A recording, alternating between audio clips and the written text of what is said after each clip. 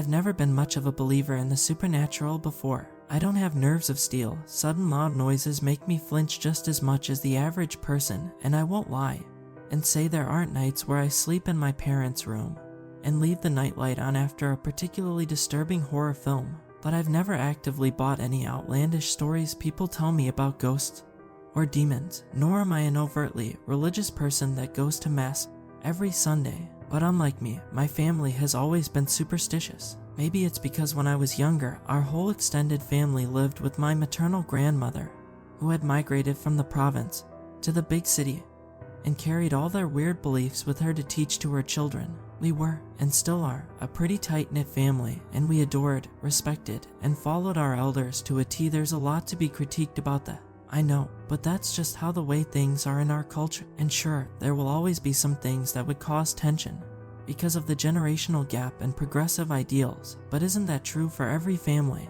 Okay, I'm straying away from the point. All I'm saying is, my family, and I mean almost every single member, is superstitious because of that.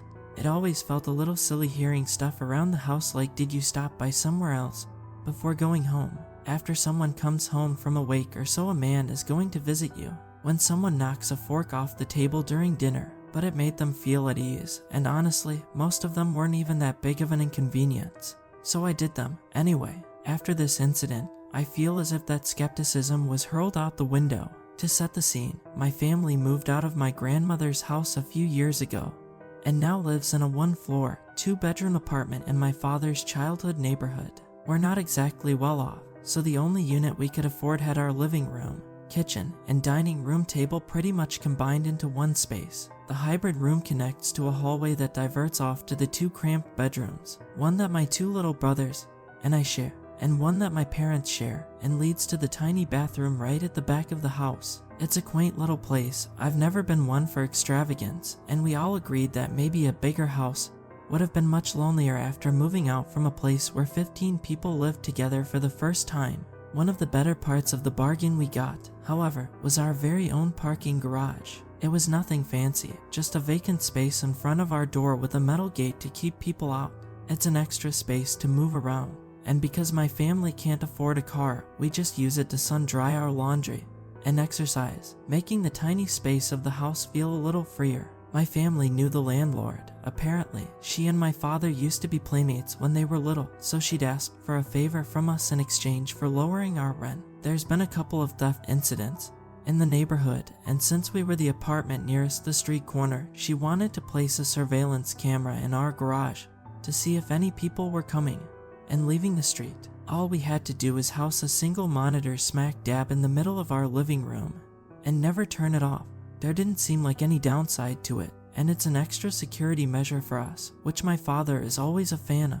He's a little paranoid if it's not obvious. At the time, I was a college student swamped with working on my final thesis to graduate. As much as I wanted to go out with them and have a couple of hours of relaxation, time was not in my favor. I'd promised to make it up to them after I graduate, and they'd reluctantly agreed, albeit unhappily. Even if I'm technically already an adult, they're always worried about leaving me alone at home, just in case an emergency happens. Like I said, paranoid. My parents gave me the usual spiel: lock the door, close the windows, and draw the blinds. If you're going to have some food delivered, if you're too lazy to cook, pay online, and let the driver leave it at the gate. Don't open the gate for anyone who comes calling, even if it's them, since they always take 2 spare keys with them. Having heard this a million times before, I'd rolled my eyes and agreed. When they'd set off around dusk, I settled into the grueling task of making revisions my thesis advisor had noted, which were,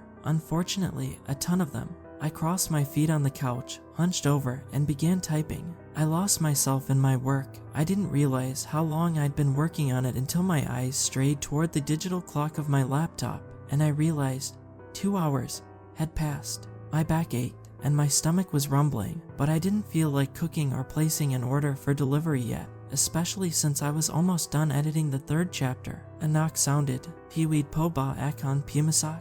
A voice asked out of the blue, sounding right outside the front door. It's in my native language, which means may I come inside? In English. My head was still swimming from all the revisions I'd been doing, my eyesight a little hazy from staring at a laptop screen for so long that I didn't immediately register that something was wrong.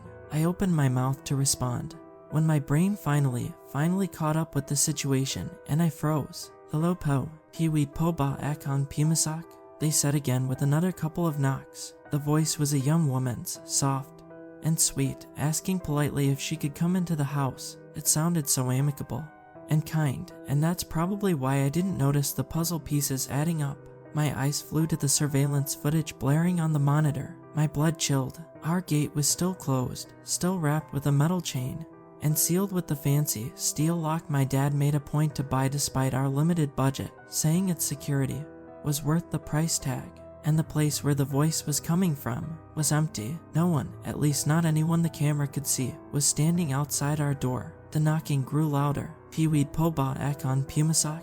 Dimly, I recalled that one little quirk my grandmother always had. Right before she entered a room, especially a house, she would knock on wood and go, "Tao po," before she said anything else. The phrase translates roughly in English, "As I'm a human." I've always thought of it as stupid. Even as a child, I always reasoned that obviously you're a human, so there's no need to announce it.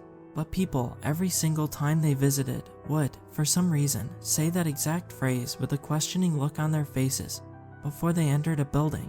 When I asked about it, my grandmother had plopped me in her lap and explained that way back in the old days, before there were all these devices to keep people safe and secure, all our ancient ancestors had were doors to keep them safe from predators. The barrier would keep them safe from anything that wasn't human, like wild animals. But sometimes, they would still hear knocking and scratching from the outside, and they could never be too sure if it was because a neighbor had come knocking, or if it was a feral animal making it, and attacked them if it was ever opened. The greeting became a reassurance. My grandmother had said that whoever was outside would not harm them. "Piwi poba akon pumasak?" the voice said again, in that high, sickly sweet tone that made me tremble. I didn't realize how often people used that greeting until it was suspiciously, glaringly missing. It felt absolutely wrong. My stomach sunk to my feet. The knocks that came after that were loud, harsh, and demanding. "Piwid poba akon pumasak?"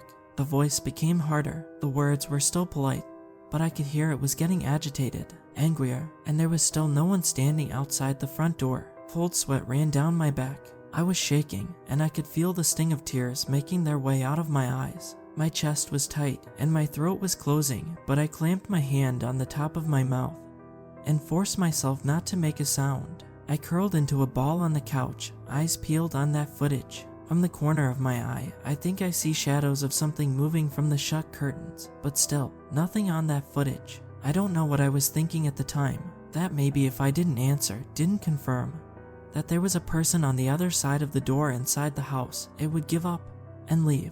I don't know. I'm not sure why I thought that would work, but fear held me in place with a vise-like grip, and I just watched. Bang, bang, bang. The knocks weren't just knocks anymore. It sounded as though someone was pounding both their fists against the door. I could hear the wood rattle, the door fighting against the hinges. I could hear the metal creak, and my stomach churned violently, but I couldn't move, couldn't make myself bolt to the bedroom or bathroom to hide. I felt as though any movement I made would make it angrier, even though, logically, it couldn't possibly see me. But logic had been thrown out the window the moment the knocking started. "Piwid poba akon pumasak?" The voice screamed, a terrifying high-pitched screech that burned into my eardrums. I've never been a religious person, but in that moment, I prayed. I prayed that if God existed, to please not let me die in my own house before I even graduate college. I prayed that my parents would miraculously come home and save me. I prayed that they didn't, and that they wouldn't get hurt by the thing trying to force its way inside. I kept praying and praying and praying until I didn't know what the hell I was praying for. Then suddenly it stopped. I didn't move. I didn't even breathe. I waited, frozen, helpless, for a few glorious seconds. I thought it was over. Bang, bang, bang. The door shuddered, and I could hear the wood of the door splinter. It was going to get in. It was going to get in. I forced my body to move. I bolted for the bedroom, slammed it shut, locked it, and heaped on whatever heavy thing I could find against it before scrambling to the very back of the room. Silence. The knocking on the front door stopped, and then it happened. A soft tapping behind the curtain on the bedroom window. No voice followed, but I was sure it was knocking. A deliberate pattern, knuckles against glass. Tap, Tap, tap, quiet, but insistent. I don't know why, but I had no doubt about it. This was the same thing that was knocking on the front door. Tap, tap, tap. I buried myself under my blankets and covered my ears, begging for it to stop. It didn't. Tap, tap, tap. I didn't know how long I was under there, listening to that knocking that never seemed to end. But my parents found me in my room a few hours later, crying my eyes out. I don't remember the details of what happened afterward, really. I don't know how long it took for them to calm me down, only that it took a while. I don't know if I even managed to tell them what happened properly, but in whatever version they managed to understand, they looked deeply disturbed, and they didn't even question it, which I'll forever be thankful for. They let me and my little brothers sleep in their room. For the rest of the month, I started taking medicine to help me drift off, because of how anxious I'd gotten since then, and I've never stayed home alone since. I don't think I'll ever be able to again, honestly, but there's one more thing that I'll never forget. What they told me afterward still makes a chill seep its way into my bones, and makes my throat close up whenever I think about it. Right before they'd found me sobbing hysterically, my parents were pissed, ready to chew me out for being so reckless, because when they tried to put their key in the doorknob, they didn't hear its telltale click. I'd accidentally left the front door unlocked.